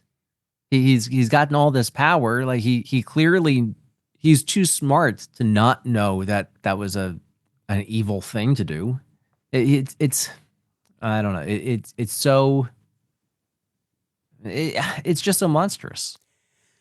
I think it's funny because we just looked at that Adventure Comics arc by Jeph Johns and Francis Manapul, and we talked about how he cures his sister Lena and then undoes it. And it's like, how could he do that? And I think it's a similar type of thing where in both instances, it's not that there's no feeling, but it's just his villainous aims or the monstrous side of him. It's just, they supersede everything else. Like whatever humanity is there cannot overcome this other part of him. So it is there, but it just is not enough. Yeah.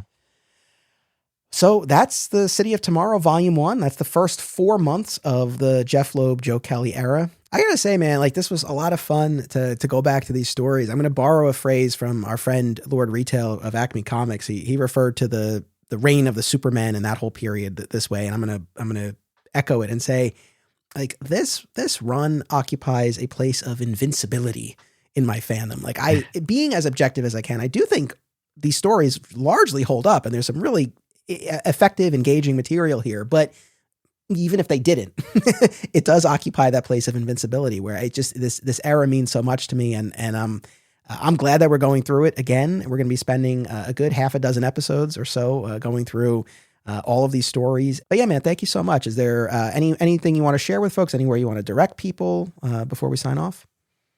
I've just taken over a now a 77,000 member Facebook group called Comic Book Collectors. Our URL is facebook.com/group/comic book collectors forever, because the other URL was already taken by someone else. And it's really turning into just a fun place to be. And it has one of two effects on people. People constantly post what they're reading, what they're rebagging and boarding, what they just got in the mail. And some of my friends in that group say, oh gosh, it's made me go out and buy 100 more comics than I would have. For me, I'm getting the same dopamine just seeing other people post the things that I would get from buying them myself. So I've been saving a ton of money where I might have gone to eBay late at night and ordered the things so I could see them come in the mail. And now I'm going to that Facebook group late at night and looking at what other people have gotten. I'm getting the same thrill and finally saving some money. That's fun. I think I've experienced that myself as well. And I'm very grateful for that, because it's like, okay, I can just kind of live through you and what you're doing. That's enough for me. No, that's very cool. Well, yeah, I mean, I hope people will check out the group. Thank you again, audience. Thank you for tuning in. I always appreciate it. We are just getting started as we make our way through the Loeb Kelly era. So make sure you come back next week for part 2. And until then, as always, it's about what you do. It's about action. Support the podcast and receive exclusive content, including bonus episodes, by becoming a member at patreon.com/Anthony Desiato. Flat Squirrel Podcasts is home to Digging for Kryptonite and another exciting episode in the adventures of Superman. Please subscribe, rate, and review today, and continue the conversation by joining us on social media. Links are in the show notes. Thank you all